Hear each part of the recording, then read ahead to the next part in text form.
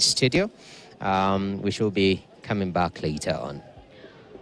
All right, thank you so much, Noah. But just from that, what he said about the injured protesters, the National Police Commission has released a statement, and they say that all urge Kenyans to see beyond the uniform and recognize the shared humanity and national duty that binds us together. All right, Joseph? From that statement and from that reaction from Noah, where protesters are still being injured, does it really relate from respecting the men in uniform? Yeah, I think, Grace, sometimes it's a very dicey situation to weigh. The right to protest, I know the police will say that they are also mandated to protect property and lives. And I don't see, first of all, we need to see whether there was threats, because under the National Police Service Act on the use of force, because there's a National Police Service Act on the use of force, it spells out the instances that police officer should use force. And one of it is that they are protecting their life, the life of the police officers himself, and also the life of our fellow Kenyans. That is one of the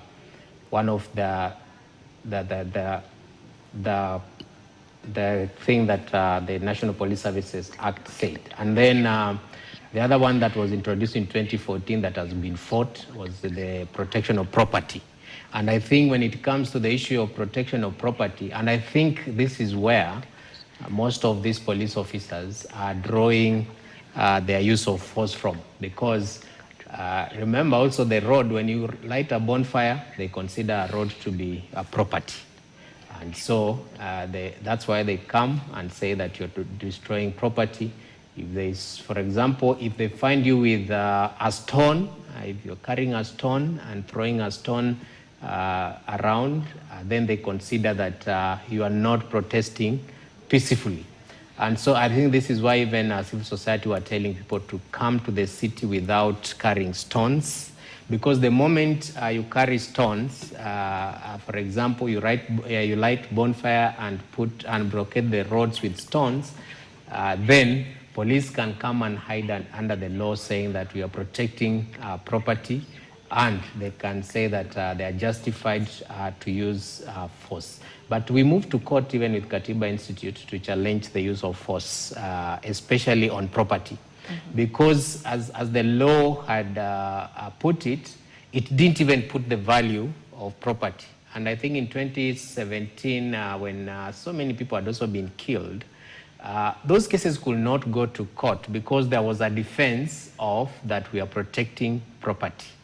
And we found so many people in the morgue that had been shot from the back, and the defense of the police officer was that the person had stolen property.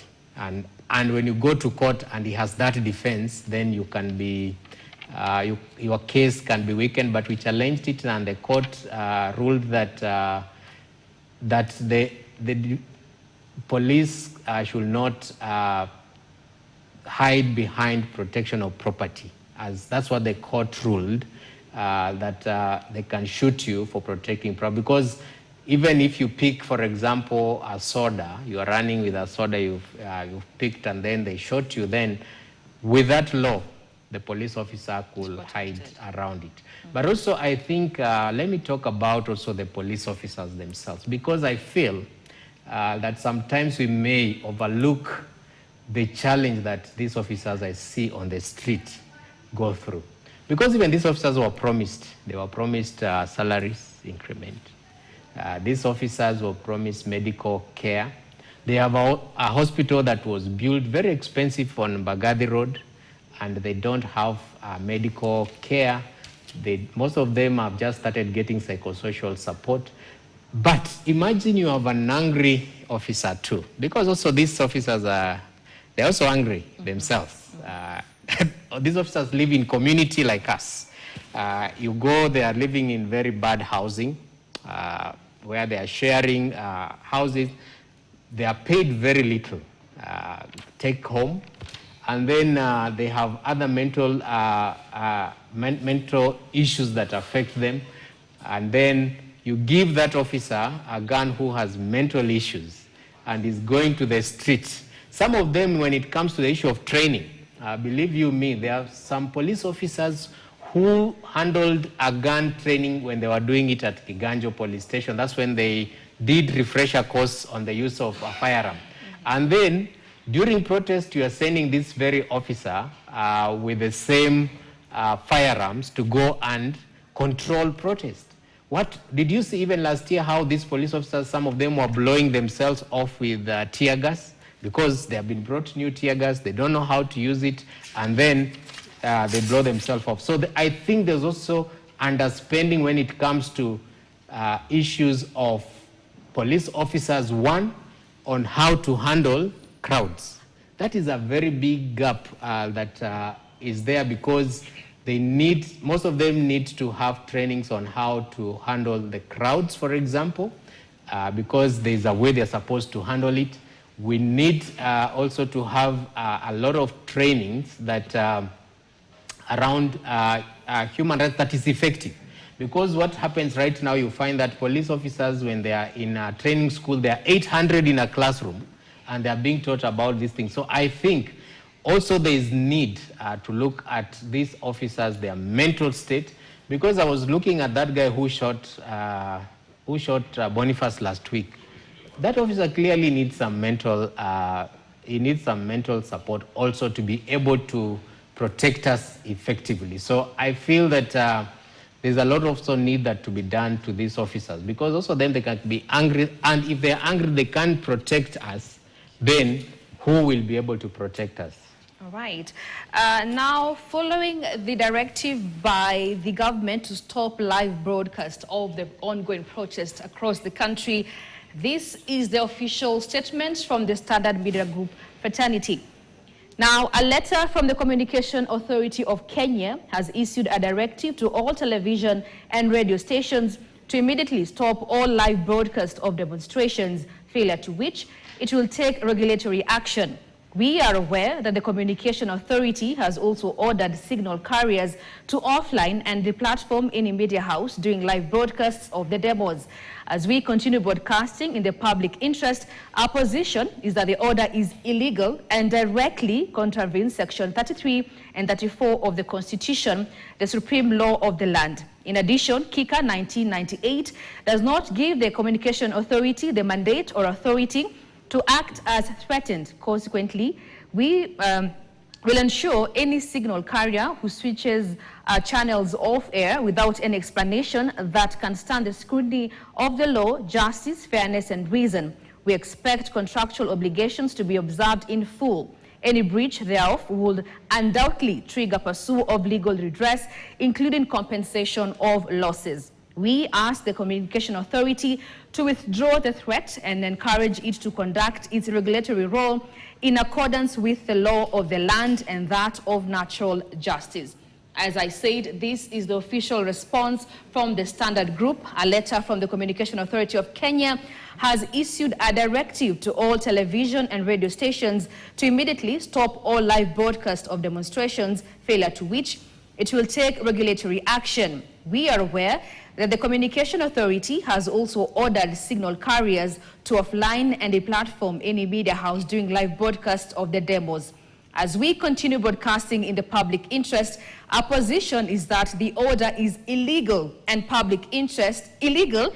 directly contravenes Section 33 and 34 of the Constitution, the supreme law of the land. In addition, KICA 1998 does not give the Communication Authority the mandate or authority to act as threatened. Consequently, we will sue any signal carrier who switches our channels off air without any explanation that can stand the scrutiny of the law, justice, fairness, and reason. We expect contractual obligation to be observed in full. Any breach thereof will undoubtedly trigger pursuit of legal redress, including compensation of losses. We ask the Communication Authority to withdraw the threat and encourage it to conduct its regulatory role in accordance with the law of the land and that of natural justice. That, of course, is the statement or the official statement from the Standard Media Group in regard to the directive to stop legal broadcast of the ongoing protest by the Communication Authority of Kenya. Zubeida. And we fully support.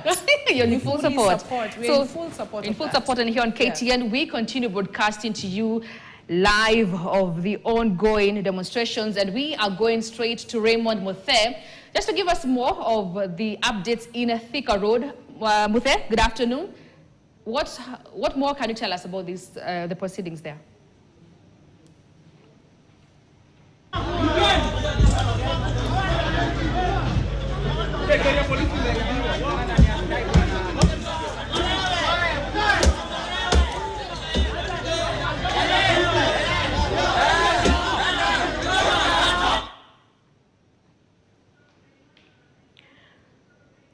Raymond, good afternoon. I understand that you are along Thika Road where the police are trying their best to contain protesters from making their way to CBD. What more can you tell us from Thika Road?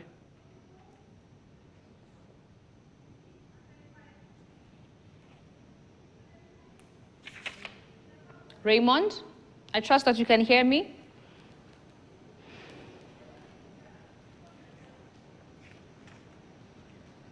Meanwhile, those are live pictures coming your way live from Thika Road, where protesters, like I said earlier, trying to make their way to CBD, but the police, of course, are on standby just to ensure that they are not going to be able to make their way through so that they can be able to contain the numbers that are already at CBD. And Raymond Muthe, supposed to be joining us just to tell us more, but those are live pictures. There are Kenyans carrying the flag of Kenya, just trying to demystify the fact that they are not peaceful, but they are peaceful, carrying that flag, walking peacefully as they try to march their way to CBD to join the rest of their protesters as they commemorate this day, where they are commemorating the lives, the 60 lives that were lost during last year's protest, the Gen Z protest, which was the anti-finance bill protest that took place last year.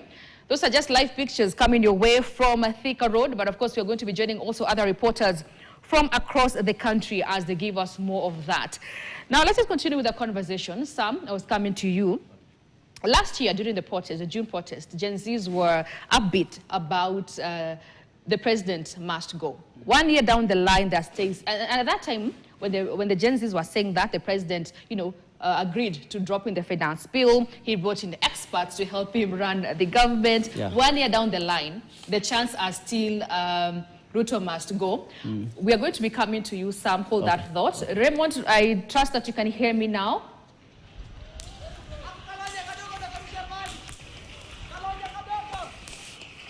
Raymond, good afternoon.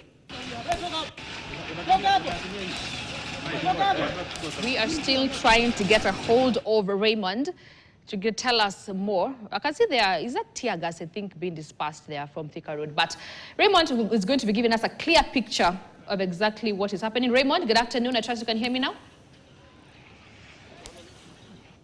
Good afternoon. We are coming to you live from Thika Road. And police have visibly been overpowered by protesters here. As you can see from the live pictures on your screens, police have been pushed back all the way from Rousters roundabout back up onto Allsops, where they are visibly trying to battle protesters. But the protesters are in large numbers spread throughout all lanes from the inner and the outer lanes of Thika Road. The situation here is not looking very nice, but there's a lot of action. Protesters trying to visibly push the police back further, all the way to where we were earlier on at the exit to Lamada Hotel, that's Kisii. But the action here is on. It seems like it just began. Protesters were held up at Roasters, but police have now been overpowered and pushed back all the way to Allsops. We'll keep monitoring and giving you live pictures. These are large numbers of protesters who are coming all the way from Githurai, some as far as Eastern Bypass from the interviews we've been conducting on the ground. And so the situation is as it is, as you can see on your screens.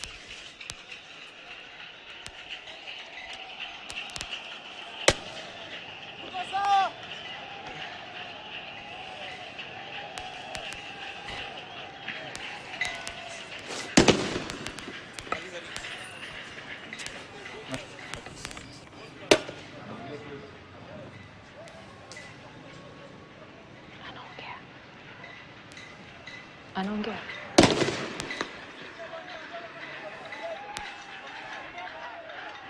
Well, Raymond will be joining us, but as you can see there, tear gas being dispersed. I believe that is almost on your way to Allsops, past Garden City. I see that they are moving because they are all the way, we started with them, the possession, we started with it from Githurai there. I believe that they are past Garden City on their way to Allsops, as they seem to be determined to make their way to the central business district, where they expect to join other protesters or their fellow comrades in this heart of the city CBD. Of course, we are on that bit there. You can see most of them are just carrying the flag of Kenya, marching peacefully. Actually, we're not seeing any commotion, but all we're seeing is the white smoke, meaning the tear gas there is something else. Raymond is going to be joining us for more. Sam, I was asking you about the chance of the president must go a year later. Remember last year, guys asked him to step down. He got into their heat. He dropped the finance bill. He brought in experts that will help him run his government. 1 year later, the chants are still ongoing. Yeah. What is the problem? What is the missing link that the president is missing from his youth? Yeah, okay. Before I get into that, I would like to first say that you are in full consensus with the place on maybe the statement by the Standard Media. In simple terms, or maybe to finalize or summarize the statement, is that the statement by the Communication Authority of Kenya is null and void. Back to your question, 1 year later, the rising chance of Ruto must go. It is a clear demonstration of the growing public frustrations over unfulfilled promises, the rising cost of living, and increased government insensitivity. And 1 year down the line, the Ruto must go chants have grown. And they have grown from Ruto must go to 1 term, others saying half term, you know. And clearly, it is true that the government is really missing out on many points.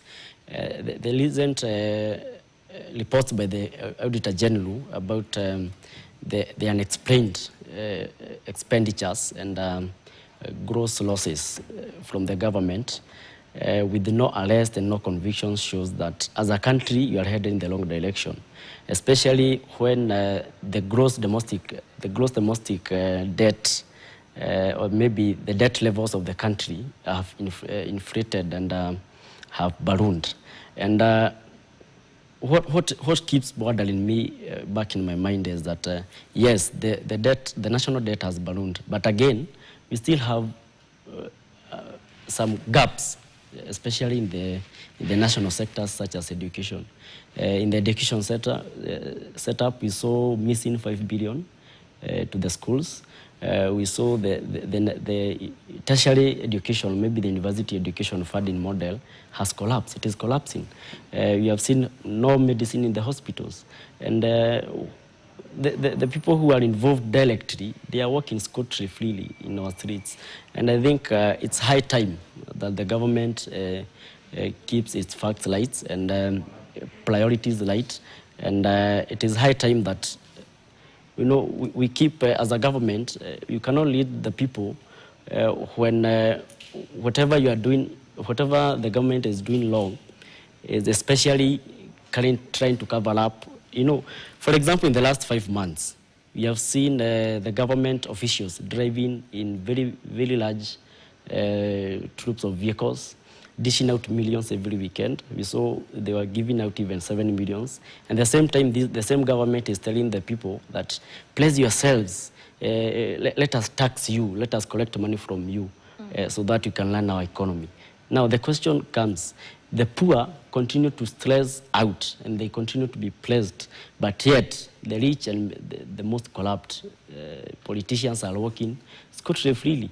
How can the Kenyan people and the ordinary Kenyan person, how can you tell him that pay the taxes, and yet again the taxes are being misused, or the money that is collected is being misused? So I think we are you're missing it out as a nation, and there is a lot of work that needs to be done, especially in the public sector and also in the national sectors, especially the basic amenities such as education, hospitals, and schools. All right, Joseph, I know Zubeida, you also want to have a word in this, but the bold station has said no to intimidation. You've had a statement where we are saying that we are going to go on, we're doing nothing illegal. Is that the way to go? Yeah, and I think definitely the court have made a ruling on, we have to respect also the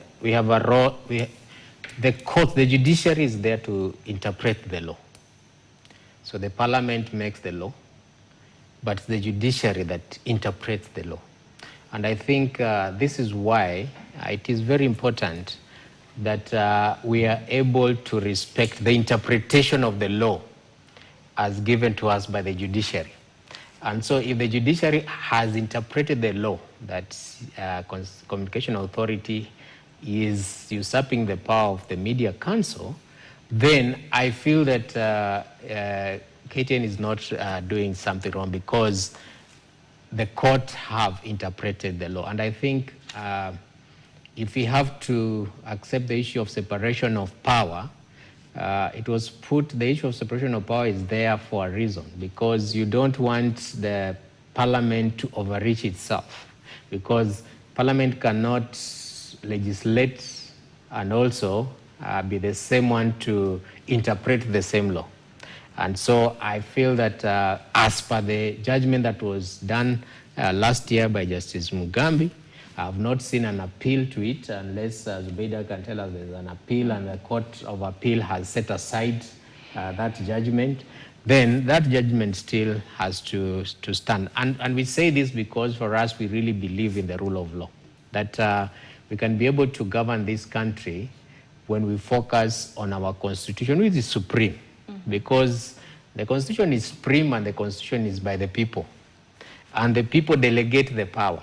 We delegate the powers to the executive, we delegate the powers to the legislature, and we delegate the powers to the judiciary. And so why we delegate that power is that there is check and balances, that the executive cannot come and usurp the power of the judiciary.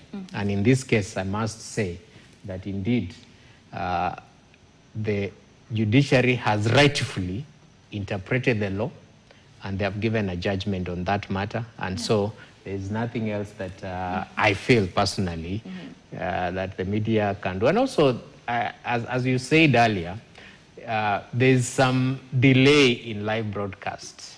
How many seconds are there before you? 7 seconds. 7 seconds. Yeah. So ideally, it is not even live. There's a delay. There's always a delay. It is a delay to be able to make that judgment. Yeah, you know? it is a delay that personally I feel that for media self-regulation is the best way to go. When media, because you trust that these people have gone to school, you spend a lot of money, they know the trade, and they know what can harm and what cannot harm. They're the voice of the people too, and also they're the voice of government. And I feel that there's enough mechanism to be able to control how media covers this event. So that's what I'll say. And so many people have condemned that statement by Communication Authority. I've received, as we seated here, I've received several texts from our learned friends. You know, so many of them are like, what were they thinking when they were issuing that statement?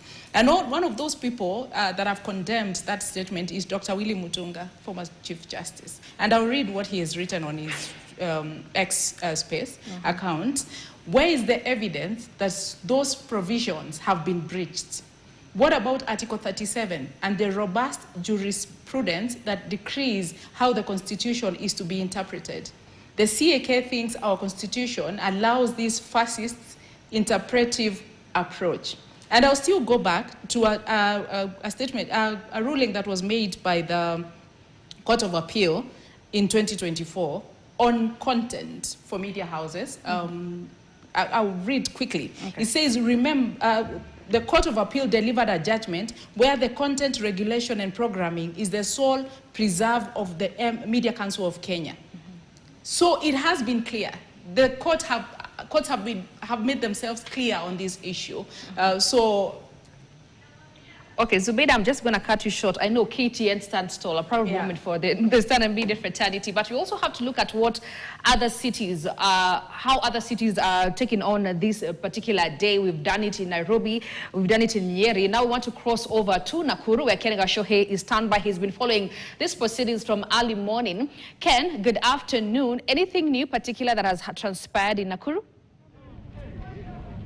Thank you very much indeed. What started here in Nakuru as a very peaceful protest has ended up being a very violent protest. Actually, at the moment, we have the police still engaging the protesters in running battles here.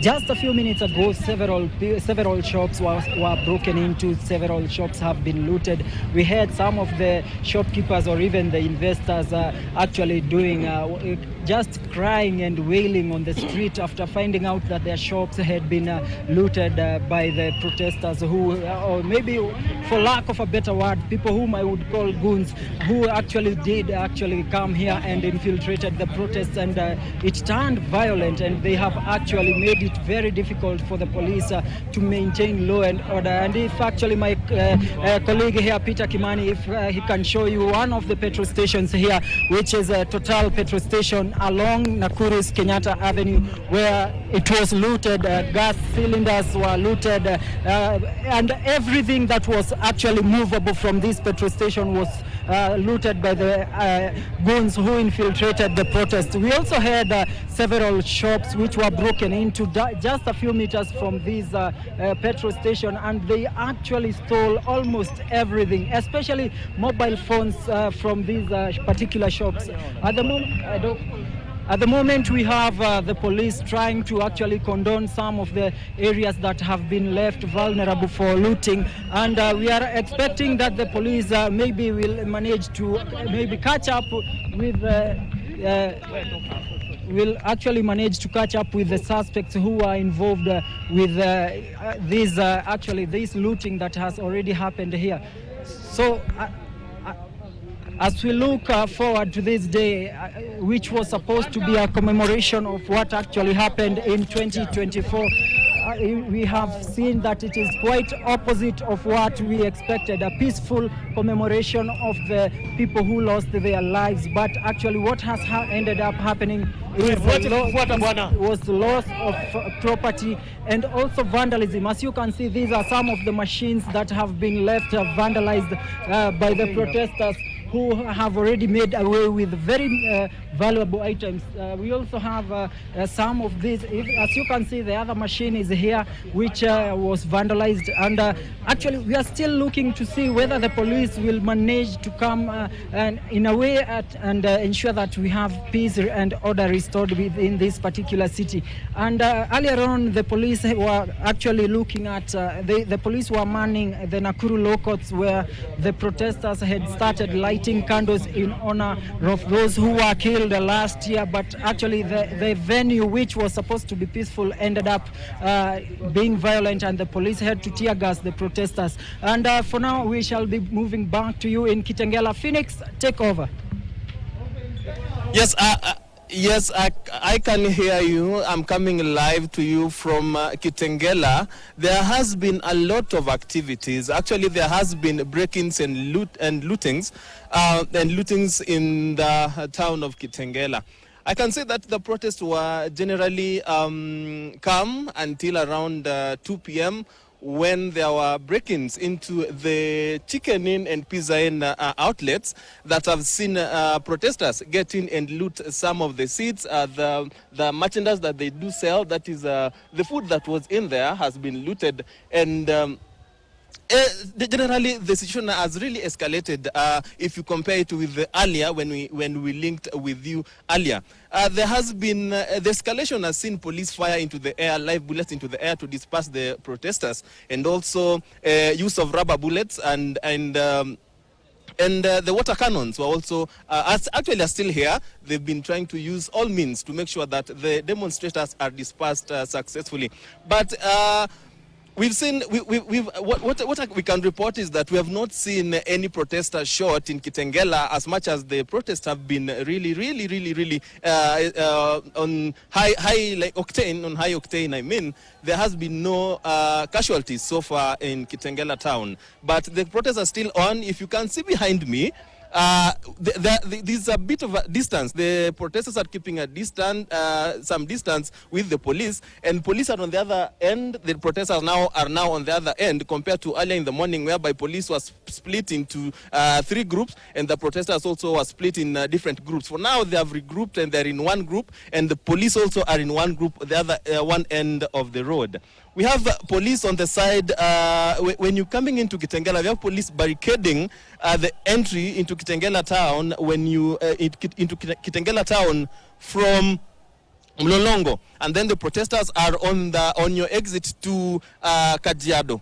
Yeah, so it has been really an eventful day in Kitengela town. High octane protest in Kitengela town. We have witnessed we have been showered. We have really taken a lot of tear gas, but as of now, the situation has really calmed down after the looting. As you can see, the protesters are regrouping, but we will still keep you updated with every detail that we continue to get from Kitengela.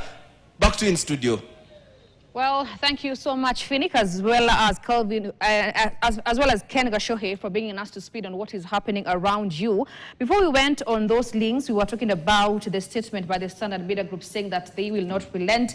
And before I get back to Zubeida, the Law Society of Kenya President Faith Odhiambo has tweeted saying, "The directive by the Communication Authority of Kenya is an absolute nullity in law and an affront to fundamental rights exposed in and guaranteed by the Constitution. We urged our media fraternity that they are under no obligation whatsoever to adhere to the distasteful and illegal directive by the Communications Authority." Zubeida. Yeah, and that's exactly what we were saying earlier, that the Constitution is clear and we just need to respect the law. I don't know whether we read the Constitution or we just have it there for display, you know, because Kenyans went out to vote for a Constitution. Blood was shed for us to get a new Constitution.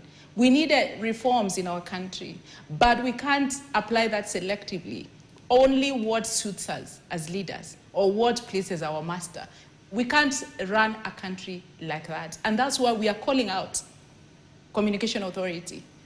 We are urging them to go back and look at the 2 court rulings that were issued, one in 2023 and 2024, regarding who regulates content for media.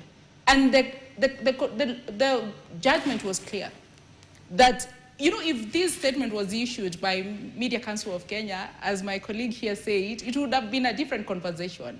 But Communication Authority, the law has been clear about what their mandate is. You know, issuing frequencies and so on, that is where their responsibility lies. But when it comes to content, it's you, for example, a Standard Group, who decide whether you want to air something live or not. Ethical journalism is what guides us. And for the last couple of months, we've been reviewing the Code of Conduct for journalism in Kenya.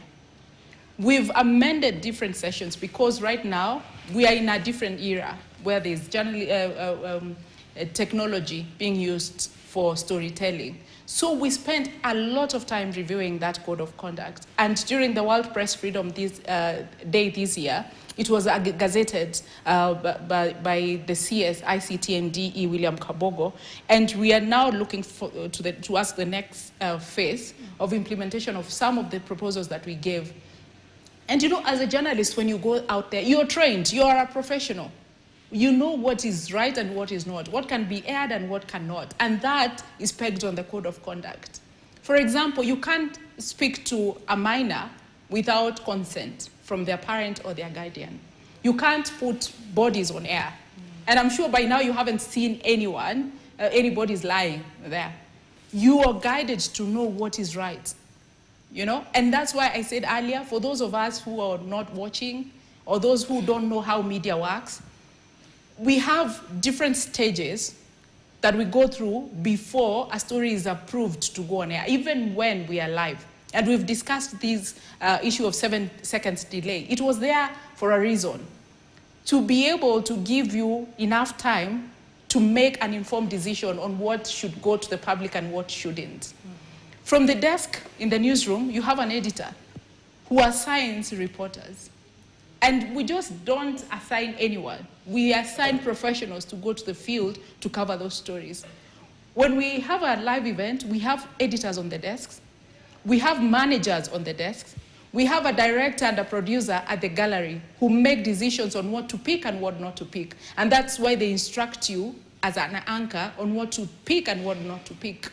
You get instructions when you're seated there. So it's not, we don't run things in a newsroom like a market. And that's why, even when, you know, post-COVID, people were saying now that's the end of mainstream media. No, people know that here, it's a controlled space. Like here, you can hold someone to account, you can be guaranteed of getting verified information, accurate information, balanced information. Because with the emergence of AI, anything can go. Right now, people can doctor information. But when you're getting it from a professional institution, you are guaranteed, or you are sure that whatever information you get there is verified and accurate.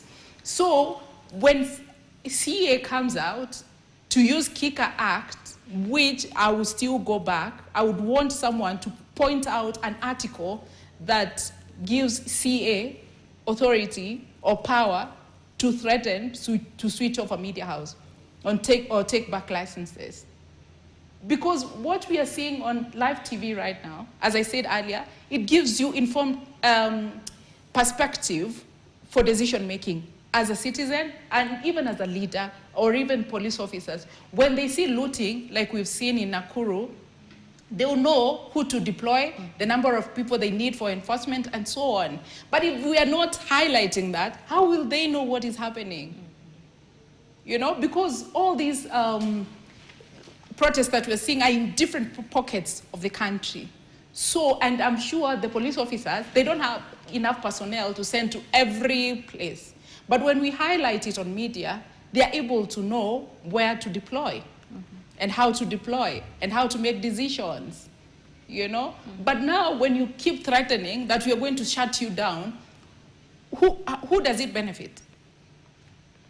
And that's why we kept asking here, what are you trying to hide? What don't you want Kenyans to know? And here, as media, we've been on air for how many hours?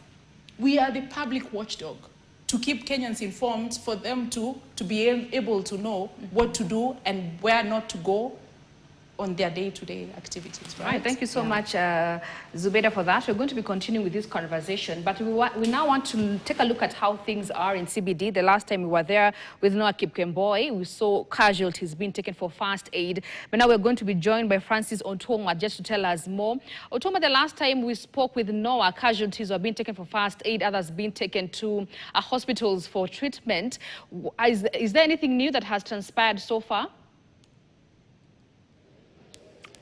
Well, at this point, we are still reporting about the escalating tension that is still in the city here. And right now we are at the Jamia Mosque here, where there is one of the medical camps that are running a medical program here. And the pictures that we are relaying to you are the live images of what is happening here. As you can see, casualties are coming in by the numbers. Ambulances have been streaming in for quite a lot since we came here. And we've seen even others coming by the motorbikes, all streaming in here to get first aid, to be attended to.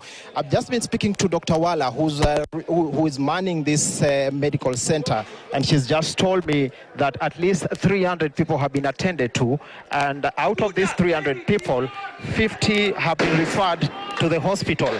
And as you can, right now, they are throwing tear gas not too far from the medical center, just to show you the kind of situation that we have to deal with here. And Dr. Wala had told me earlier on that they had indeed thrown a tear gas canister right into the medical camp earlier on. And this again goes against even the tenets of humanity. So you can imagine what is going on here. So we are still talking to the doctors here. We understand that there have been have attended to 4 gunshots, and that is really critical, just to show you that live bullets have been involved in these skirmishes. As we speak right now, tensions are still ongoing wherever we are here on the other side of Moi Avenue. We are witnessing tear gas canisters being thrown to demonstrators, and we are seeing also an unrelenting crowd that is also charging against these police officers. And therefore, at this point, there is a lot of agitation here at the medical camp. People are really angry at what is happening, and let me just get my cameraman to try and stabilize the shots. We are on air. So what we are witnessing here is a humanitarian crisis where people are coming here with different range of wounds. We understand there are people who have been hit by rubber bullets, and those are some of the many shots that we are dealing with here. Some have been hit by tear gas canisters. And the doctors here, the medics here, that number about 100 have been trying to put their minds together, put their shoulders to the wheel, just to try and save as many lives as possible. As it now, we haven't lost anyone, according to Dr. Wala, but of course there are so many things happening outside this medical camp that we might be not privy to. So there you go. Those are some of the people that we are witnessing here. That lady was shot, assumably by a rubber bullet on her leg, and she's being assisted by a medic to safety. So those are the situations here. So it's really a beehive of activity here. Everyone is trying to pull their weight and put their weight on this issue so that they try to save lives. And as you can see on my left, some of the protesters who've just come here, some of them are their friend, their kin, who are being attended to, or some of them are just even hiding from these canisters that are being thrown to here in the camp. So if you can project further, you've seen a lorry of the police passing over, that is Moi Avenue, passing across, headed to the other direction. And so, therefore, police are still making the rounds here, trying to ensure that they contain the situation. But people are hungry, are really angry here at the medical camp because they've been targeted. And I was just speaking to some medics, and they were saying it's a bit unusual, really, to have a medical camp set up to save lives, targeted again by security apparatus. So that's the situation here. There is Dr. Wala. She's the lady leading this center. She's the one that we spoke to earlier, and as you can see, she's really busy up and down, of course, trying to ensure that everything goes into plan and trying to save as many lives as possible. So that is another person who's just been injured. He's just been brought. As you can see, he has a gun. He's been shot on the leg by assumably a rubber bullet. And as you can see, medics, paramedics are here just to try and see whether they can assist him to safety. So I have lost connection, but I hope you can still hear me. And we are still broadcasting from this medical camp. This is one of the biggest here in the capital city that is trying to save as many lives as possible. So this day started really on a slow. It started just as a memorial service. There's a memorial day for the many souls that were lost in the last June 25th last year. But things quickly escalated to the levels that we are witnessing here. And there's been lots of anger, lots of agitation coming from these protesters. They're wondering why their own government can subject them to this kind of torture, to this kind of harm. And many of them are just asking that someone should really listen to this ilk of people. They, as citizens of this republic, many of them say that they are also entitled to be listened to by their own government.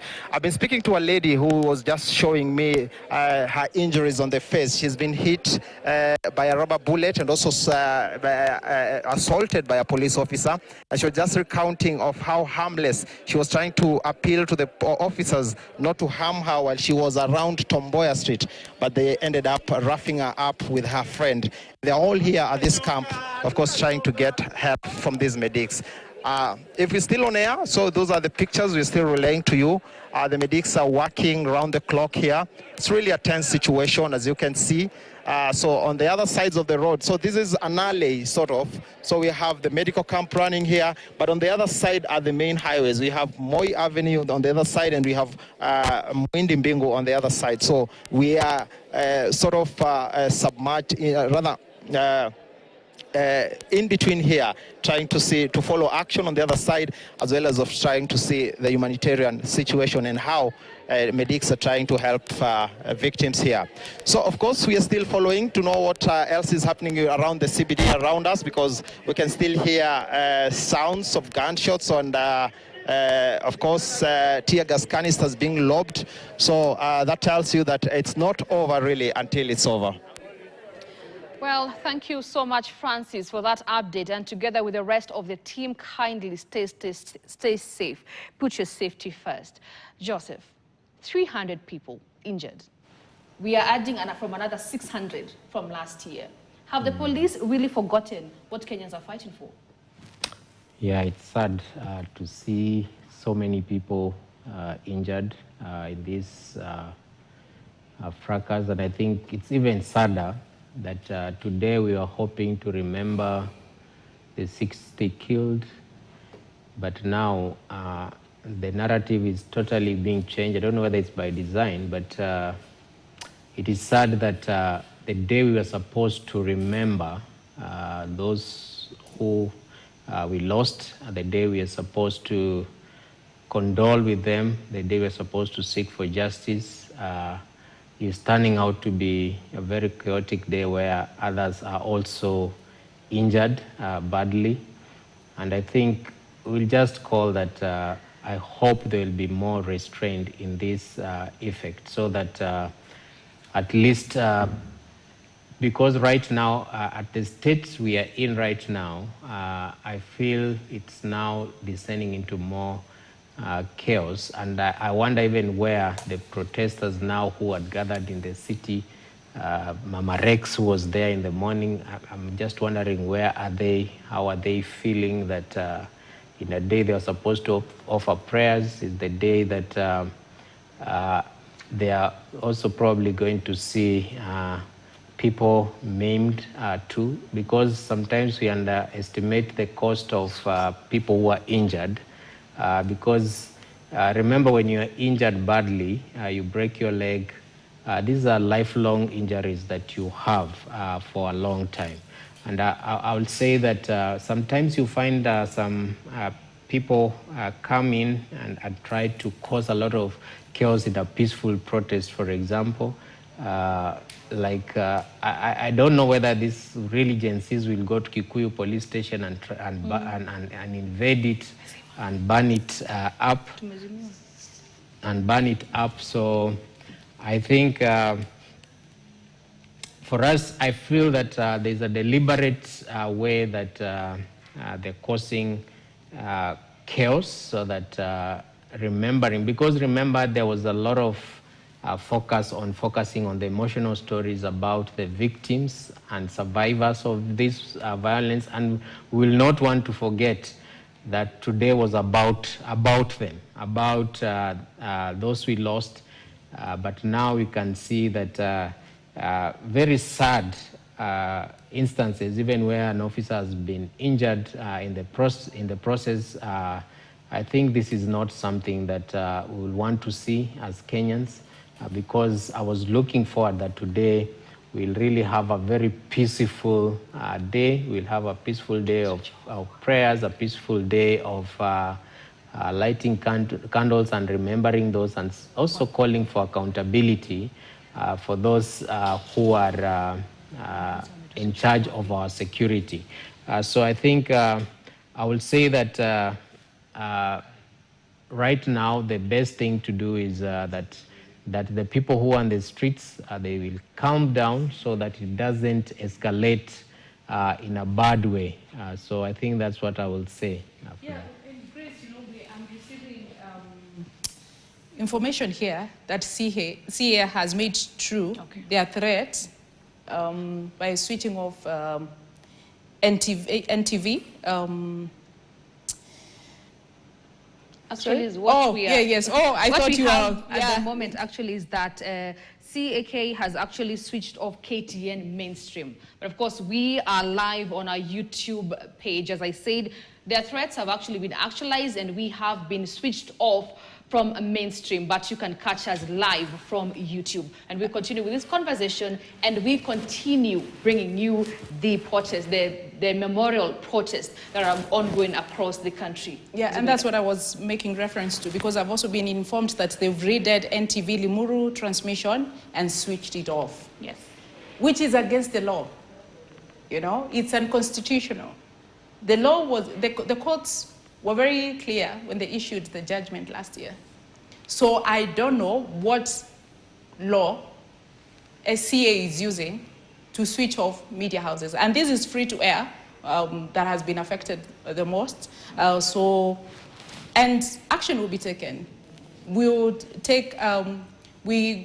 seek for legal redress on this matter, and we'll keep the public, the country informed on what is going on. So it's the information that I've just received that they've raided, police officers and CA officials have raided NTV, Limuru transmission and switched it off, same as KTN, yes. But we are still live. We're still live on YouTube, and we'll continue streaming to you guys as we bring you what exactly is happening around the country. Our reporters are on the ground, so catch us on YouTube as we give you a 360-degree coverage as we promised during the beginning of this coverage since morning. Joseph, Sal, what do you guys think? They have actually actualized their threat. I think the government is in panic. Mm-hmm. And actually, a foreign government, these are the behaviors. So it's not a order, but whatever they are doing is very long, actually very long. And I think we the people are the media. And the Constitution says the people shall. So we are the people, power, we are supreme. Mm-hmm. At the end of the day.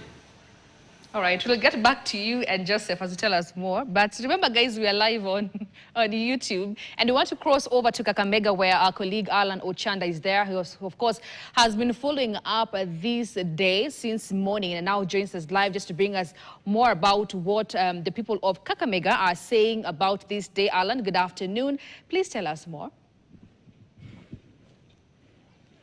Well, the situation in Kakamega has actually been quite unpredictable and quite irrational. Remember that in the morning it was quite calm, but at midday there were running battles between youth here and the police. You can see this particular road here is actually the Kakamega-Mumias highway. It's normally a buzz with activities.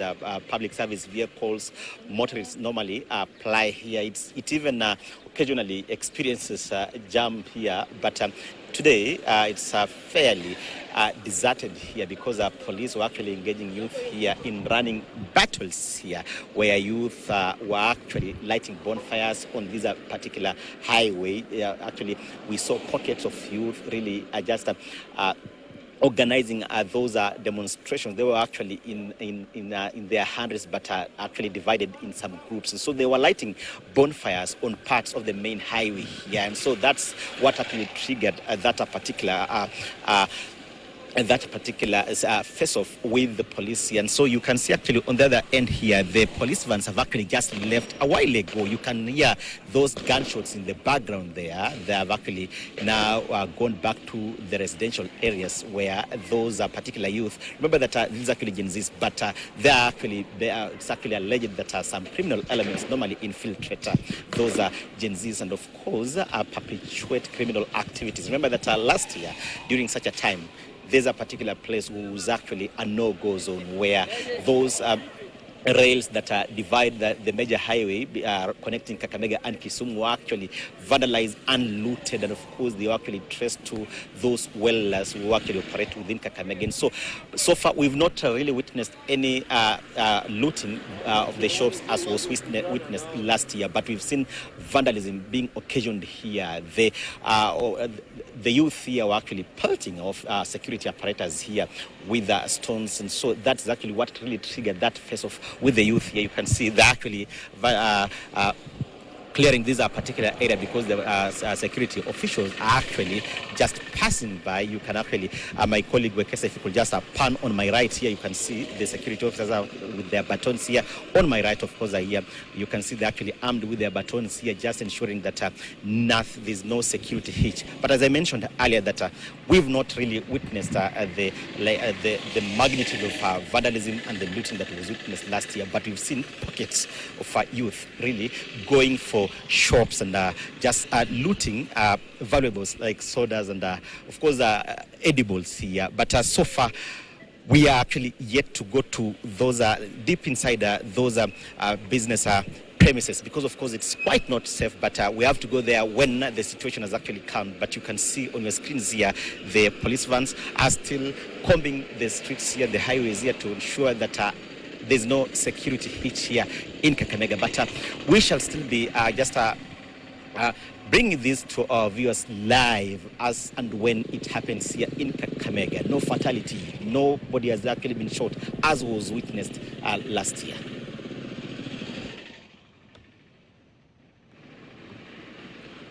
Right, thank you so much, Ochanda, for that. And we just want to continue. I think it was Sam, you were talking to us about the move by the government? Yeah, I think the move by the government to switch off the KTN free-to-air, I think the government has panicked. And it is very long, and actually we condemn it in the highest terms possible. And we wish the government would allow just the media streams to air live streamings as they happen, because we need accurate information. And we really hope that the issue will be resolved. And we hope whatever is happening in the country, nothing will go unrecorded. And I would like to urge my fellow Kenyans, just record everything, wherever you are. I know my good friends are out in the streets, just record everything. Yeah, we are the media and we are the people, and the people shall. Right. Joseph, I don't know whether you have some sentiments about that, or we should go back to the fact that now we have increased casualties. Having that Ontoma told us 300 people have been attended to, 50 have been referred to hospital, 4 gunshot wounds.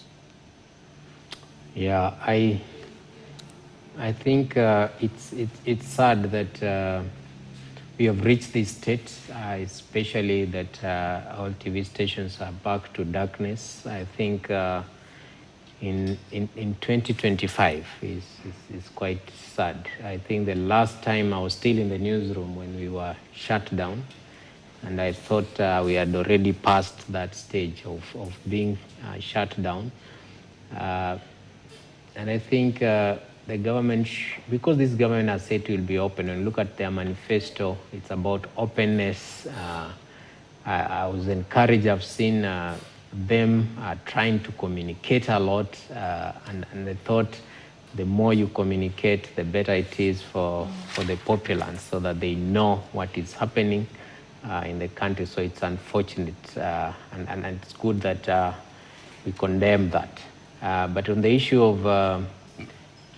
of casualties, as I said, it's sad because right now we can say that we are in a conflict. Now we have escalated this from being a good protest, and they say force begets force. And the moment I think we lose it is when we start using excessive force to kind of disperse people. Because as early as when I was coming here at around midday, I was seeing the city was already had a lot of smoke.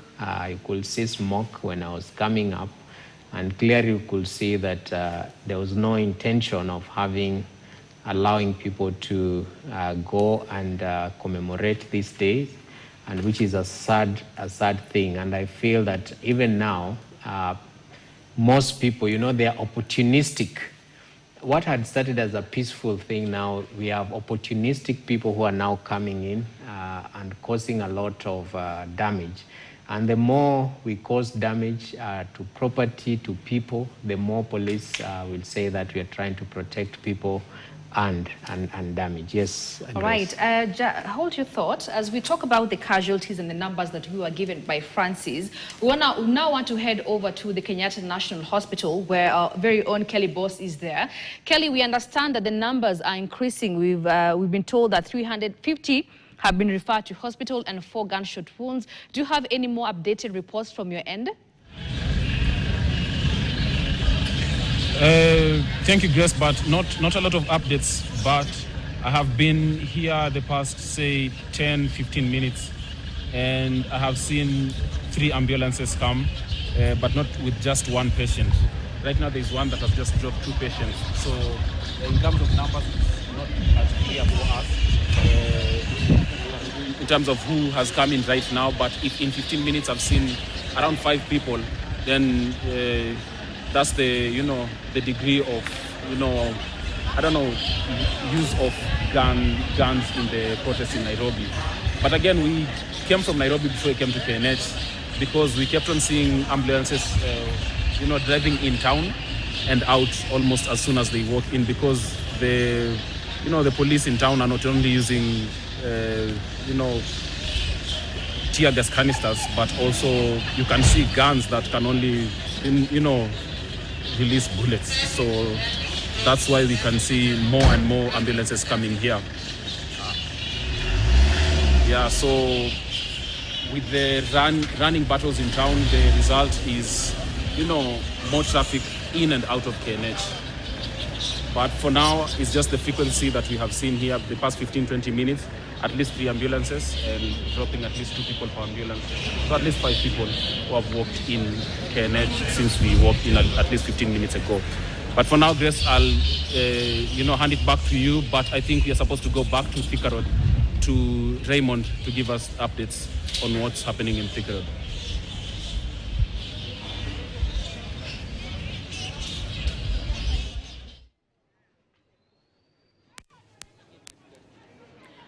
Right, there you have it. That is Kelly Boss at the Kenyatta National Hospital, just trying to give us more about the numbers that are getting in there for treatment. Remember, earlier on, Francis told us that 50 persons have been referred to various hospitals and 4 records of gunshot wounds have also been recorded.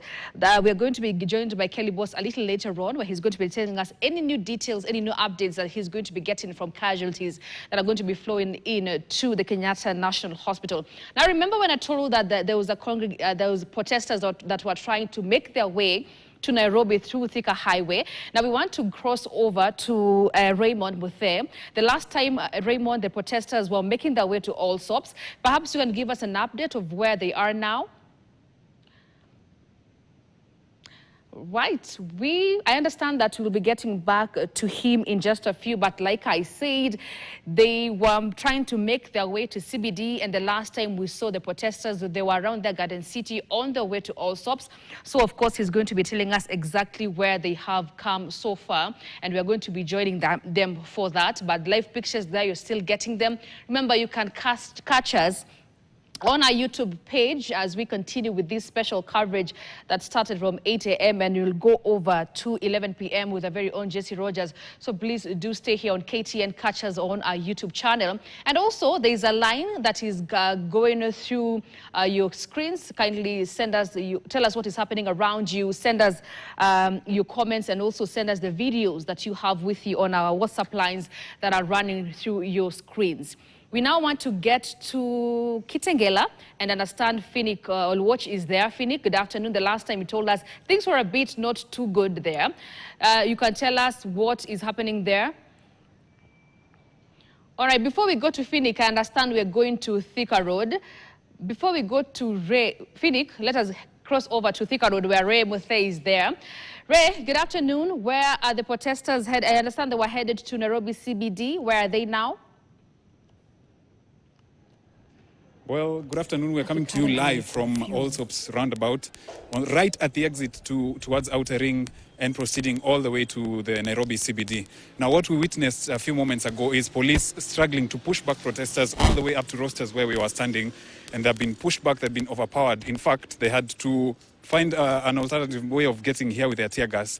So they've been pushed back all the way up to Allsops, but protesters seem not to be able to get past this point. We've seen also a few arrests being made right here on the spot. Police firing some rounds as well as firing tear gas to disperse protesters who are visibly overpowering them here. And like I said earlier, before we got here, there were tear gas canisters fired after the bridge that is right at Allsops, on your way towards Kisii, where we were standing in the morning. We spoke to a few people who have come all the way from Eastern Bypass, Kamakis, all the way to Ruiru, and then proceeding further ahead to Githurai, all the way to where we are standing at Allsops. But the situation as is right now has calmed down a little much more better than it was earlier. But tear gas was fired heavily for the protesters to retreat, but they are in quite some large numbers. We've seen police in droves coming out and being able to contain these protesters, because they also engaged the use of APCs, and that is armored personnel carriers, and water bowsers just to try and disperse, and a lot of tear gas while at it.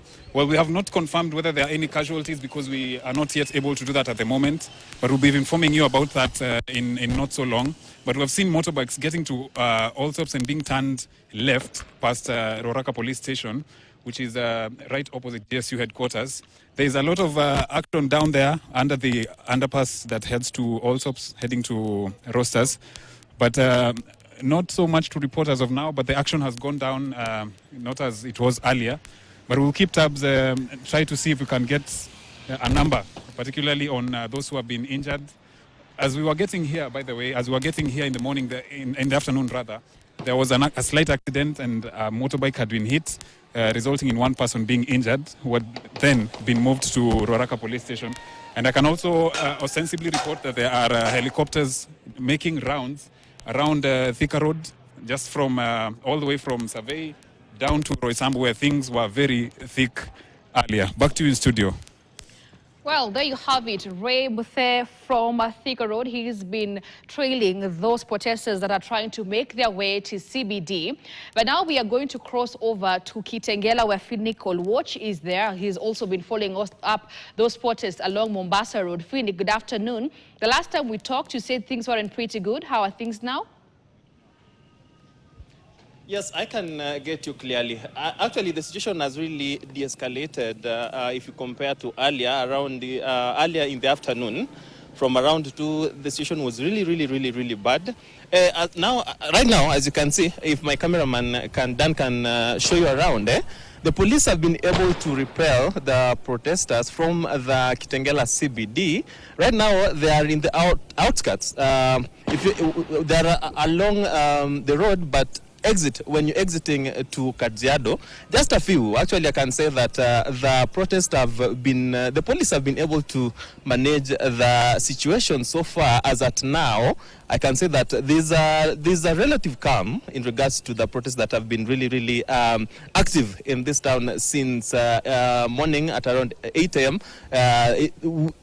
Protesters were already active in Kitengela town, and they really took off in the afternoon. But as at now, we can say that police have been able to repel the protesters out of the CBD since the looting of Pizza Inn happened. Police really stepped up and made sure that the protesters are not able to access the central business district of Kitengela town. What also you can note is that there is one police officer who belongs to the Kenya prisons, who was accosted by some of the protesters earlier in the afternoon at around 3. We are yet to verify this, but there's a police officer who was accosted. We don't know if he lost his gun, but we will verify this information and give you if indeed he was accosted and lost some of his gear that he had. But there's a police officer who has been accosted by the protesters from in Kitengela. But we are not. We will give you more updates in regards to this. Back to in studio.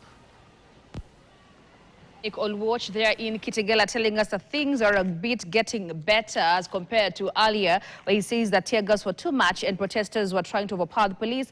But now he says that the situation is getting calmer.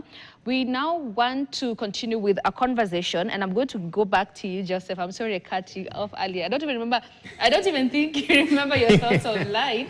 I apologize. But perhaps because we were talking about police brutality, What really should be done to guarantee non-recurrence of state violence against civilians beyond issuing apologies and promises? Because apologies have been made, promises have been made, they're going to end this and that. What more should be done beyond that?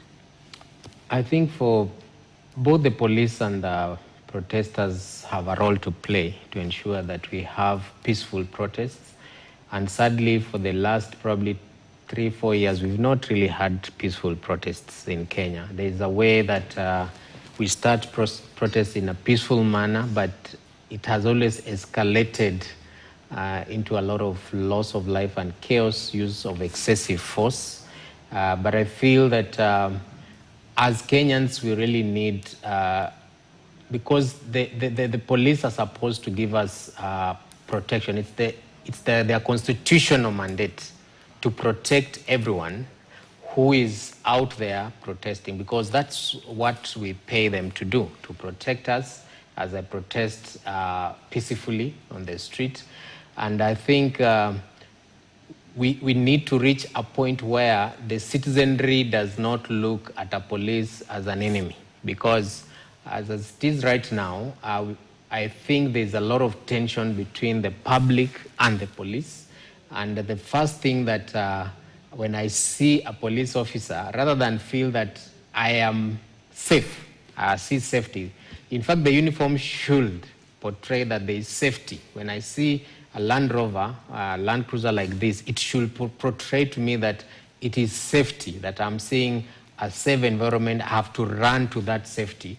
And we need to reach at that level where I go to the street to protest, and I am sure and I believe that the officer is there to protect me.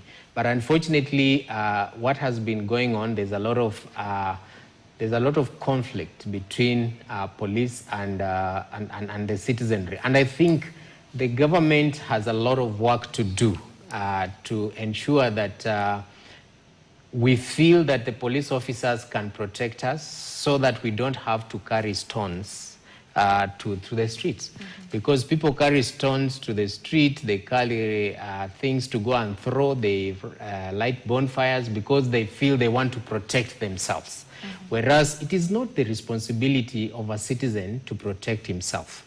It's the constitutional obligation of the police to offer that protection. And when that constitutional mandate is not working, then we find there's a lot of anarchy. And I think that's one thing I'll say, that probably we need more dialogue between public and police, that the police will come down to listen to people, that they will treat people as fellow human beings as opposed to enemies, and also that the public will also look at law enforcers as friends that are there to protect them, not to harm them. Otherwise, the more force we use, the more we have a lot of chaos in the community, because people arm themselves. And even this is, I think this is something that we really need to work on to be sure that there's not too much use of force. You go into some other countries, you find that during protests like this, you don't see you can over-police a place. When you over-police a place, then there's fear because everyone is coming up. You can see that people yesterday were saying they are writing eulogies and stuff like that. Because there's fear, there's an expectation that tomorrow we are going to fight. Rather than tomorrow we are going to express ourselves in a peaceful manner, and that police will be there to offer us that protection to peacefully protest. All right. Remember, when we started this broadcast, I said that we're going to be giving you a 360-degree coverage of this particular day. Now, I want us to cross all the way to Kisii, where Bramwell Brewer is standby, just to tell us what the people of Kisii are saying about or how they are commemorating the 60 Gen Zs who lost their lives. Bramwell, good afternoon. What is happening on your side? Well, good afternoon, Grace. As you've rightly indicated, you are here in Kisii. We started this coverage on a very low note. When we arrived here in Kisii, our vehicle was the first casualty of these youths who are commemorating this particular day, a year after the 60 youths were killed during the Gen Z protest in 2024. As you can see here, the police officers are preparing just to disperse the angry youths who have always stood by the Capitol roundabout, just to ensure that they are going to express their voices. They are going to look at they are going to pass their messages of condolences as they eulogize the over 60 youths who lost their lives during that last year demos. As Dan can show you, that is the Capitol roundabout. The Capitol roundabout is having hundreds of youths. They have met there, and they have lit bonfires. They're just trying all the way, throwing stones onto the police officers. They say that they have been throwing stones to the police station that is here. And as you can see, the police are now ready to engage them, just to disperse them. Remember, Kisii town has fairly received its large share of these demos. The youths have been vandalizing parts of the businesses here, like the Shivling supermarket has been totally vandalized and everything has been stolen. But part of the youths are saying they are here just to ensure that their democratic right is protected. They are just here to ensure that they pass their message, they pass their dissatisfaction with the government use of extrajudicial forces. You remember, Kisii has always been on spotlights. Anytime demos have been called here, the youths always converge at this Capitol roundabout, and from there they try to engage themselves in different highways that are going to lead throughout the town. As I'm speaking to you, that there's a big group of youths. They have carried a coffin and they were singing Ruto Must Go songs. They have been carrying that coffin all the way going to the stadium, just passing their voices and saying that President William Ruto will not survive more than one term. The police officers are just about to disperse these rowdy youths. They have been throwing stones even at the police station, and I can confirm, as we were at the police station just recording that statement, when our vehicle was pelted with stones, we can confirm that a number of youths were brought in. They have been arrested in regards with these demos. The demos are fairly peaceful. You can see that some boys who are just playing some football on the street, but behind them there is another chunk of youths. This one you cannot know exactly what they're up to, because you can see there's some smoke coming out from behind that group, an indication that there is some bonfires that have been lit there.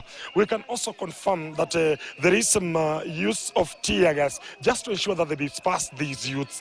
And we can also say that there is a big number of youths who have been injured in this particular demos. But Grace, as you rightly indicated, that Kisii is fairly doing a different set of demonstrations. Remember, the other end, we can see that the youths are demonstrating, but on this other end, you can see that there are some people who are continuing on with their normal activities. By this, I'm speaking about the border riders who are ferrying people into the town and out of the town. But we can confirm that most of the shops here in the Kisii town have been shut down. These are Well, we apologize for that. We are going to be joining Bwire in a while, just so that she can tell us more about what is happening in Kisii. Remember, we told you 360-degree coverage. Our reporters are around the country as they bring us to speed on how Kenyans are commemorating or celebrating the lives of 60 Kenyans who lost their lives during the last year's Gen Z protests. Sam, do you believe that the young people have lost confidence in police? The young people, from the actions and the occurrences and experiences we have had for the last, say, roughly a year or so, I think the confidence we had in the police is slowly diminishing. And day by day, week by week, month by month, year by year, we see incidents that are making us, the young people, to lose confidence and courage with the police. For example, there is an incident that happened recently in my home county, Nyandaro, in a place called Turasha Kipipiri, where we lost a victim, or maybe a detainee in the police station, and under unclear circumstances. And also, again, we also lost a woman in Kinangop under unclear circumstances in the hands of police. Same to Albert Ojwang and such. And now it begs the question, how can we trust the police, and which confidence can I have to the police? Because we thought once you're in the police station, as my good friend Joseph is saying, we thought once the police on men in uniform should portray, once you see them, should portray some confidence and courage that I feel safe. But now, once that the incidences, we are losing lives at the hands of the police, it begs the question, are the police station more safer, or they are slowly turning to den and hubs of deaths, you know? So I think it's high time the power and the government agencies, although most of them has been balkanized and the government has taken over the institution, but you still urge them to establish investigations into such incidences so that the police branch or the police and the administration should be a symbol of national unity and courage and confidence to the public of Kenya and the citizens. All right, there, as you can see on your screens, Bwire is back from Kisii, and is just going to continue telling us the situation there. Bramwell, I hope now that we are clear. Yeah, we are clear. Grace, and as I told you, the young men are already throwing stones onto us, this particular side. Of course, we are standing side by side by the military, by the police officers who are preparing themselves to go and disperse these rowdy youths who are there. We can confirm that it is a police officer who has walked in and he is bleeding. He has been injured, maybe by the youths who are pelting stones up to them. But just allow me to also talk to some of the youths who are here. Unaitwa nani? Labda tueleze maandamano ya siku ya leo, wewe umeyachukuliaje?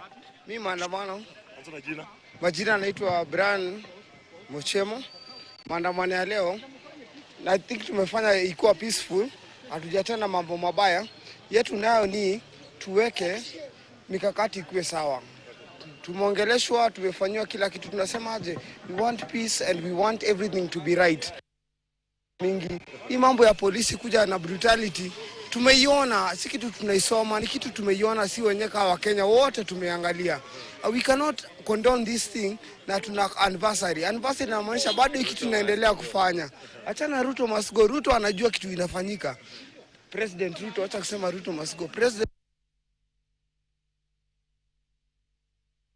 Small apologies for that. We're going to continue with Bwire in a while. But now I want to Zubeida, from everything that is happening today, including the 300 people that have been injured, 50 referred to hospital, 40 gunshot wounds, do you think the course has not taken its route as it was supposed to, because it's supposed to be an anniversary at the end of the day? But now we have more casualties on the anniversary.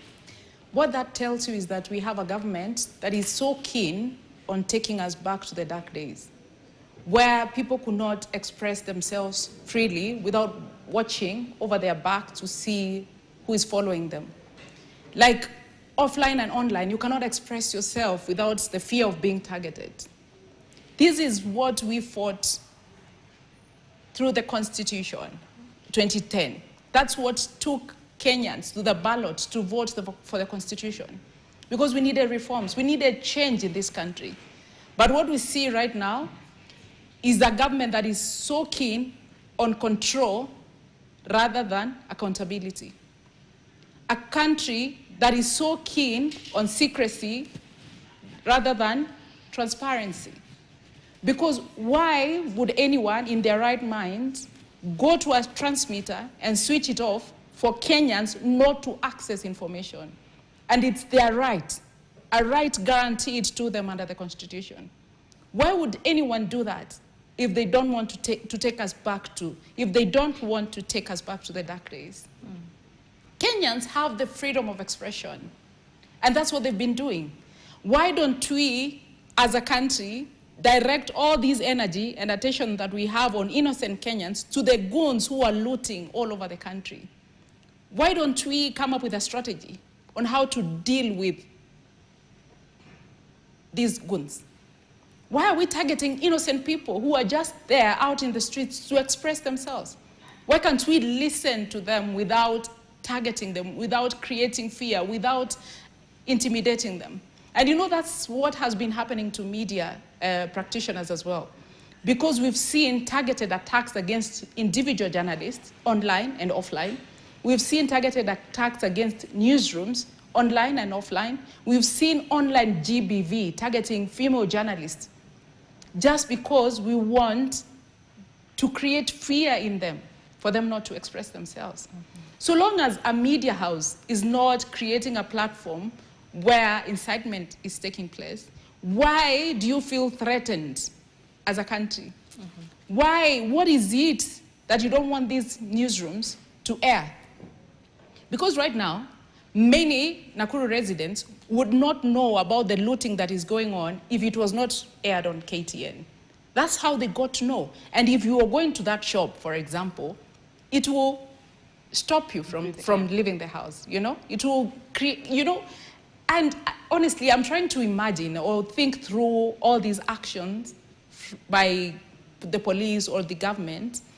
And, you know, it creates, and I think that's what is causing a lot of bitterness amongst Kenyans. Because instead of addressing the issues that are being raised, you are so keen on intimidating people and creating fear in people, your own citizens.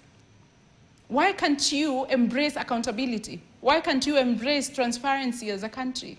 Why are you so keen on undermining democracy? Kenyans, so many people went to the streets, so many people shed their blood for Kenya to be where we are today. But every morning, every minute, we are taking 10 steps back just because of greed, just because of people who don't want to be held accountable, just because of selfish interests. But these are the same Kenyans that put you there. You know, one thing I keep saying, leaders should remember that one day they will not be in those positions that they are in right now. Power is transient. They will go back to the same communities, but how will you face those people that you are so keen on threatening? You are so keen on intimidating. How will you face them? These are your brothers, your sisters, your neighbors, people who you grew up with. But because of your selfishness, you feel like you'll be there, you'll be in power forever. You forget that one day you will need them.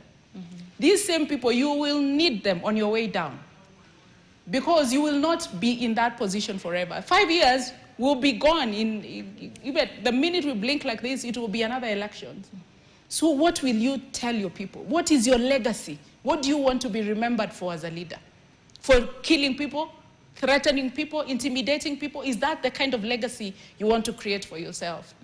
You know, sometimes they are so blinded by power, they are so blinded by money, that they forget they are serving their fellow human beings. Someone woke up in the morning at 5 a.m. and entrusted you with that position, without power, without position, that position to lead them. But you're using that position to punish them. You're using that position, like, as a human being, I can't even imagine. How do they go to bed? How do they sleep at night?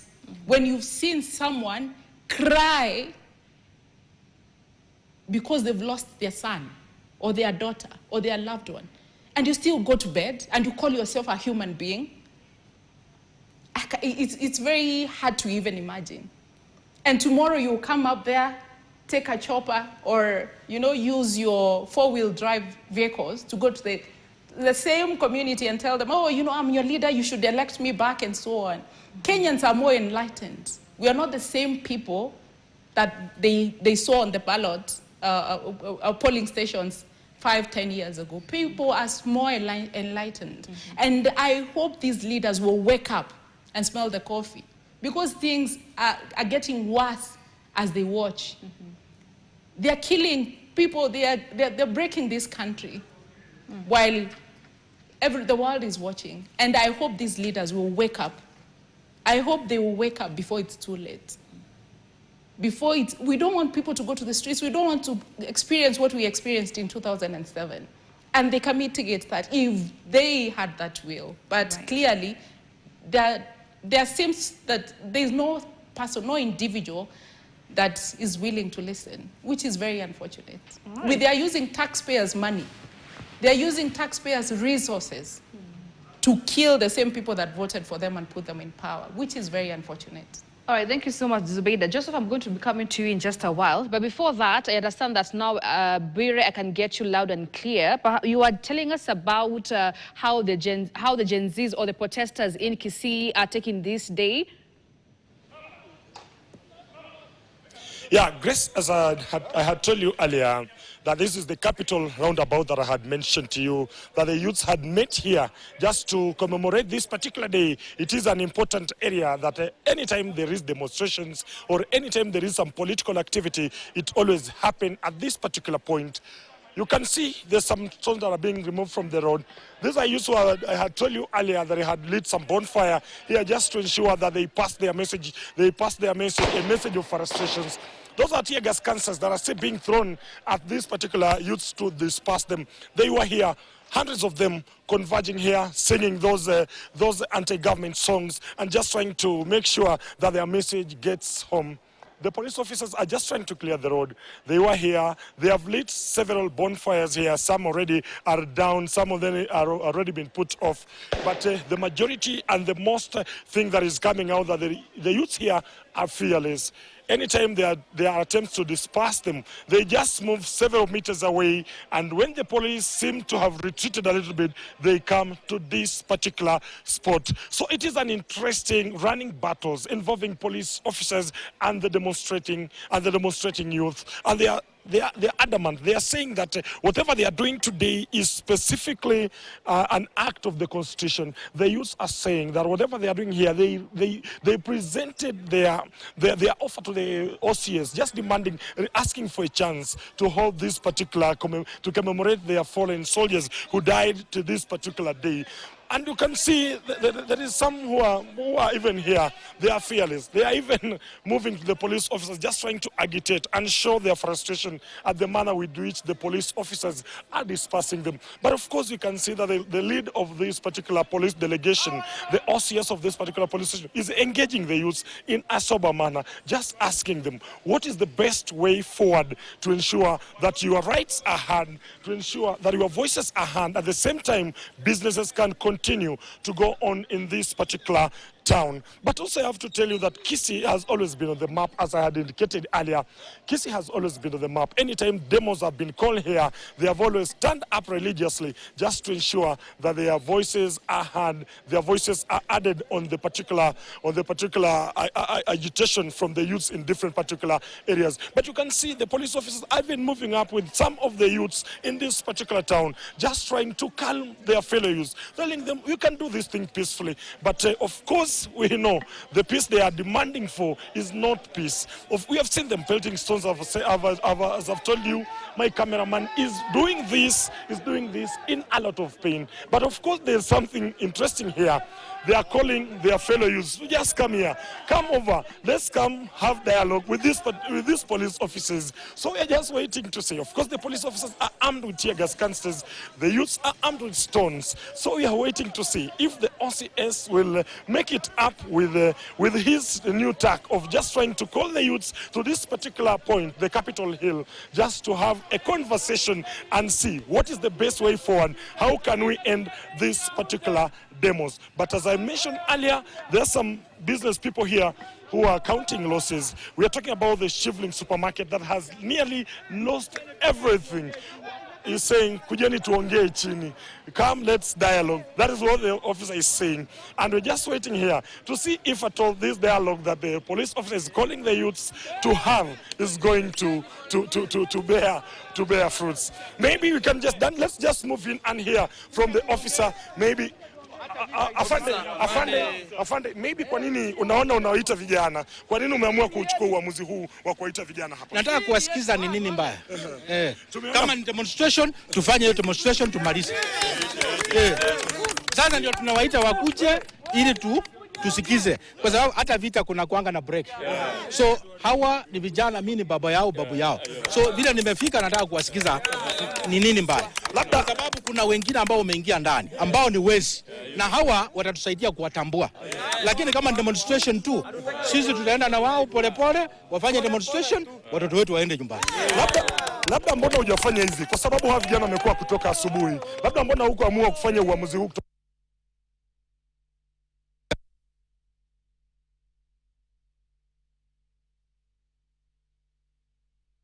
Perhaps that is... Oh, okay, let us hear. Yes. Asante na labda tutakuwa tunafuatilia karibu. Anasema kwamba amewasili sasa hivi and he is the deputy regional boss. He just wants to engage the youths, find an amicable solution. Remember in Nyanza, as I had mentioned earlier, that the youths have not been demonstrating in other parts of Nyanza region. We are talking about Kisumu, which has been fairly calm the entire day. We are talking about Siaya County, similarly has been fairly calm. We are also talking about Homa Bay County. As we were on our way to this particular area, we could notice that there were no police officers, there were no skirmishes, and there were no lit bonfires. But here in Kisii, something different is happening. But the deputy regional boss just wants to have a conversation and engagement with the youths. He's saying that the best way to do this is to engage these youths, help them find out, identify the rogue youths who are doing there, who are entering these particular demonstrations and trying to change the narrative. So he's calling them up to this particular Capitol Hill just to engage them and find what is the best way. How can we end this? He's saying hatuwezi pigana the entire day, and he's even making that whistle just to call them, come over, let's have a dialogue, let's end this thing, let the normalcy return to Kisii town. So Grace, that is exactly what we are doing here, just to ensure.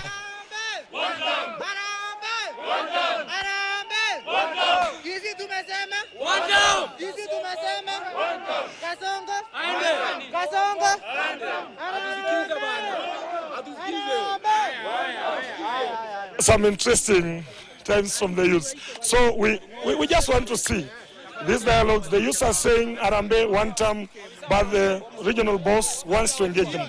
So we are here, just trying to ensure to see what will come out of this dialogue that is going to happen between the demonstrating youths and the police bosses who are here. So Grace, that is exactly what is happening here in Kisii. But we can confirm that the entire day has been running battles, tear gas cancers, stones being pelted all over. So we are just waiting to see how will this thing turn out, how will it unfold, Grace.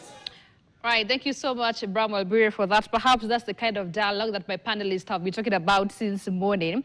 But when you talk about the breaking news that happened today, we are getting more reactions. This is from Justin Muturi, former Attorney General, saying what the Communication Authority is doing is not only unconstitutional, it is dangerous. You cannot suppress the truth or silence the voices of the people by switching off the microphones and cameras. We must resist this creeping authoritarianism with every fiber of our being. Now, with protests happening across the country, one may ask, why now? If this blackout is a calculated move to conceal atrocities or to do the unthinkable under the cover of silence, let this serve as a warning. Kenyans are watching. The world is watching. Do not even think about it. Remember, KTN is live on YouTube. Follow us on all our socials as we continue to bring you 360-degree coverage of this particular important day. Joseph, we're talking about, do you think all the happenings that happened today has taken away the good cause that was supposed to happen today? That is commemorating the lives that were lost. Clearly it's happened, but first of all, let me commend that Deputy Regional Commander from Nyanza. This is the kind of dialogue that we want. These are fathers. You can see he's talking to them like a father. Yeah. And these are our children.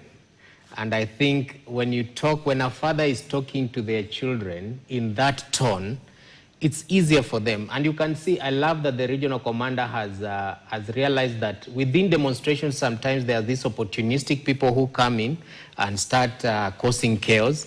And the way he's saying that he is happy that the young men are also helping the police to identify the rogue elements that are coming to destroy the peaceful demonstration. And I think if this is an approach that we take, where we are dialoguing, where we are allowing people to protest, because there's freedom to protest, also there's public order management. The police also have to ensure that there's public order.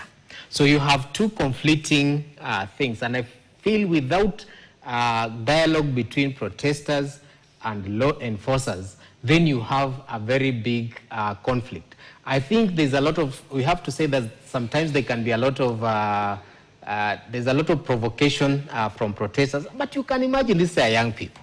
Sometimes the one, you remember that girl who was taking selfie with an officer and stuff like that. I mean, as a mature officer like this deputy county commander, I feel that if you take it with such maturity, these young people will calm down and will not have this chaos that we keep on seeing.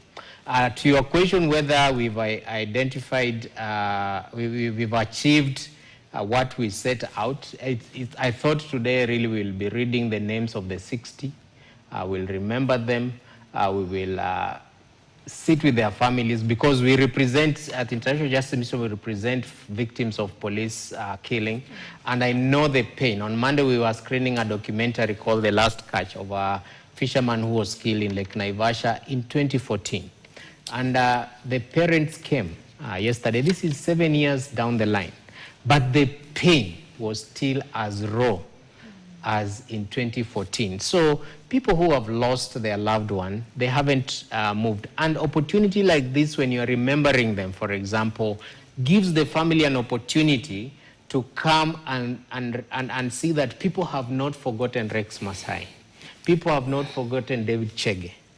He's still there. And I feel that today we've robbed the family of an opportunity to come and remember the loved ones, call for accountability for those atrocities. And the story has totally changed in the long run, where we are talking about freedom of the press being curtailed, and we are talking about all other things. And I like the National Police Service Commission statement. I think where they have said that we need to have, I think they are saying to police, they are telling police officers to bear the solemn responsibility of maintaining law and order while safeguarding the rights and lives of all other persons, including protesters. This is what National Police Service Commission is saying, and they are the employer of police. And they are saying that protesters should also be protected by the police. And the commission expects the highest standards of professionalism, restraint, and fidelity to the Constitution, and even the face of provocation, uphold the rule of law and dignity of the office. I think this is what we will want to see, that even when there is some provocation from young people, we want officers to behave the way this police officer has behaved. We don't want, because I always say, we don't want to ban, when you ban that Land Rover of police officer, that is our taxes we are banning. Do you feel that the government will feel the pain of a Land Rover being banned? No. It is our money that we still ban, but I feel that we can de-escalate such if we have better dialogue between the officers and the people. Allow people to protest peacefully, yeah? Allow people to express themselves well as you keep public order management. Because, you know, in the public order management, really, right now, we only have like, by 6:30, you're supposed not to be in the street. That's what the public order management say, because they say at night, there can be a lot of chaos. And we don't want young people after, how I wish that we had allowed them to express their sorrows up to 6:30, they go home. Because what may happen is that at 6:30, at 7, you'll still find people out, and that's when, and when you remember, in most protests, you'll find that most people are killed at that time. Because it is dark, you don't know who is shooting who. So I feel that dialogue will definitely be a way to move forward. Right, Sam, Gen Zs normally say what you ordered versus what you get. Is this really what you expected this day to pan out? Well, today, as we went out to the streets, I think us as the Gen Zs, personally, I feel that we have won. We have won the war, especially what we meant to do today. to commemorate and remember our fallen soldiers and our fallen comrades. May they continue resting in peace. And I would like to convey and express my very good heartfelt message to the Kenyans. You have seen some of them injured with bullets. Unfortunately, we didn't expect that. And we really want to urge the police force and the government that kindly protect your citizens and protect the peaceful protesters. And I'd also like to what my friend Joseph has said about the Deputy Regional Commander Police who are from Nyanza, Kisii, right? And I think his acts of courage and compassion and conscience in uniform is something that is very commendable. Just what I was saying. I wish President Ruto would behave like a father, and us as the sons would be very humble and loving to the father. That is exactly what the officer has shown us today. And I think even justice without compassion becomes just a force. And even in resistance, there's still humanity. Those are the kind of personalities that we need as a country. Yeah. All right, maybe perhaps just a parting shot. I can see my colleague Hadia Masiwa is here for the Swahili version of this special broadcast. I'll start with you, Zubeida. Gen Z is redefining what it means to be politically active in the country. Sorry? Are the Gen Zs redefining what it means to be politically active in the country? And that's why I made reference to this earlier, and I said these leaders should listen to Gen Zs, because this is an awakening. But I think they are so blinded by power that they are not listening, they are not seeing what is happening right now. 2027 elections, Gen Zs will play a huge role in the kind of leadership that we're going to get. And you know, they're just thinking, these people will just go to the streets. You remember the time we were told they're just coming with cameras and then they go to KFC, have chicken and go home. Let me tell you, things that we are going to experience in 2027 elections will be something we've never experienced in Kenya's history. These young people are the ones who are going to give us a new crop of leadership for the next 5 years. And they shouldn't think that they can buy them off with 200 shillings. And as I said this earlier, these young people are so enlightened. They've woken us up. They've opened our eyes that it's no longer tribal politics in Kenya. It's no longer about mtu wetu, watu wetu, nini nini. And I hope, I hope they're listening. Because wanafikiria too, they will just wake up, you know, lie to us here and there, you know, give us 200 shillings to buy unga, tuambiwa unga 100 na nini na nini. That will change us. Let me tell you, Kenyans will not forget the tears that have been shed, the blood that has been shed will come to haunt these leaders. And I hope they are listening, and I hope they are watching. And I wish they'll think about them as individuals and not us as watu wetu, watu wa wale, and our master wants this and so on. Unajua, inasemwa hata kwa utakapokufa, tutakufa siku moja sote. Utazikwa peke yako. Ukitakapo sulubishwa, utasulubishwa peke yako. Your people will come to you and hold you to account. As a leader, we voted for you. What have you done for us? Not about sisi tumefanya nini. Wewe as an individual, what have you done? And these young people, that's exactly what they are doing. They are changing the narrative. They are changing history. They are changing how we look at politics. But the blind ones, shauri yao. Aliona macho haambiwi tazama, aliona sikio haambiwi sikia. Siku itafika, imebaki 2 years peke yake. That day will come. We will hold them to account. But what we are calling, and I'm happy about that, he's the county commander. Yes. And we made reference to the 2007 clip of that police officer who was engaging protesters. Now, ikawatuliza tu, it doesn't cost much. People just want someone to listen to them. Conflict is inevitable. But when you listen, you're always going to find solutions. Si kutumia kifua, hutapata suluhu kwa kutumia kifua. And I hope these leaders will watulize joto tu, watulie. You can't rule by chest thumping. Yeah. We just want peace in this country. It has taken us more than 60 years to get Kenya to where it was. It is right now. We can't destroy it in one day. Everybody wants peace. We love each other. We do. You see, we are patriotic. We are patriotic. But it doesn't mean that because we are expressing ourselves, we are the enemy of the government. No. We just want the best for Kenya. Okay. Joseph, parting shot? My parting shot will be that I don't think Kenyans hate police. It is not an issue of hate, it's the issue of accountability, that they want accountability.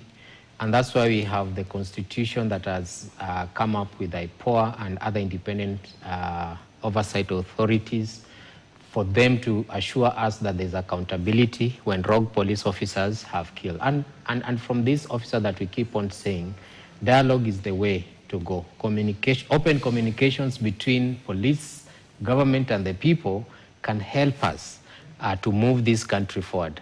Because when people feel that you don't listen to them, then you have a confrontation, even in life. So I will say that we still need justice for the 60 that were killed last year.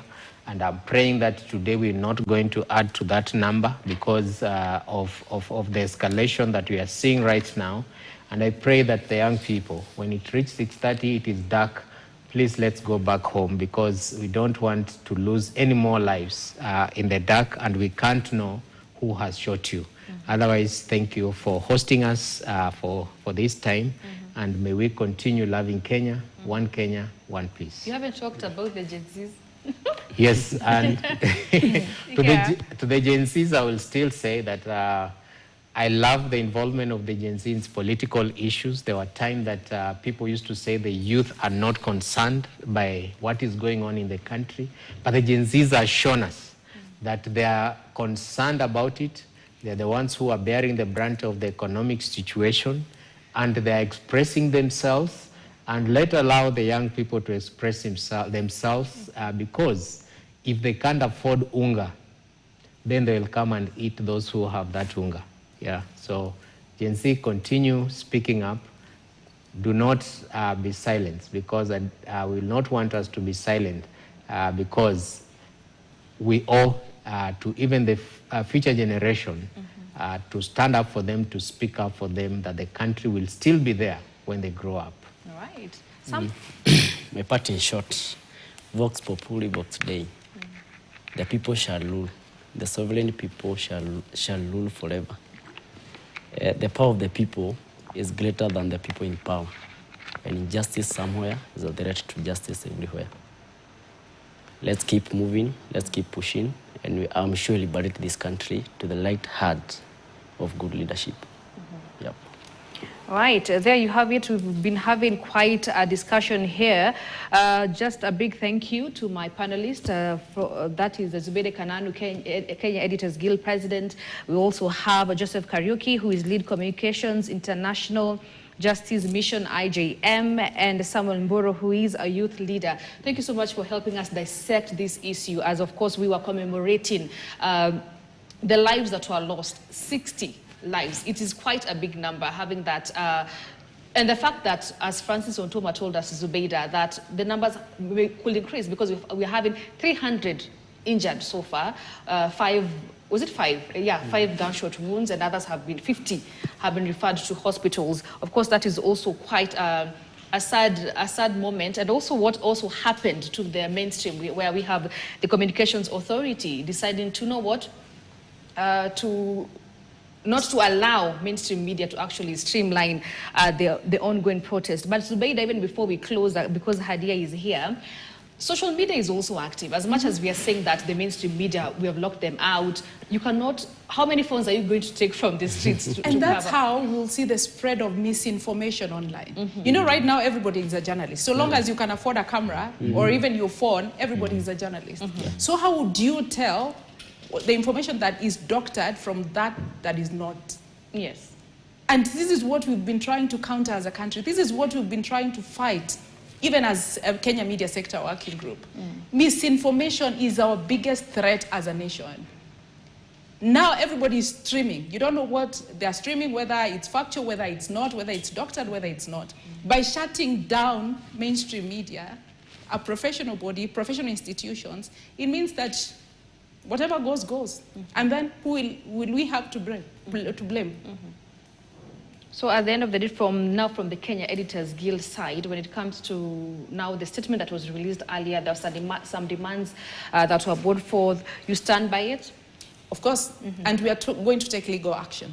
Watch this space. All right. Also, here from the Standard Group, you also released a statement and condemning what the Communication Authority has said. Remember, we are live on our YouTube channel, and also you can continue following us through all our socials. Our number is running down below there. Please talk to us, send us those videos, tell us what is happening in your location. And now I'm just going to hand over to the Swahili team led by my sister Hadia Mwasiwa to continue with the Swahili version of this important coverage. Once again, a big thank you to the men and women who made this special coverage a success. And once again, a big thank you to my panelists for also helping us divert into this conversation. Remember, our teams are still on the ground. They'll be giving you more of what is happening in the different situations after this short commercial break. My name is Grace Nganga. Good afternoon.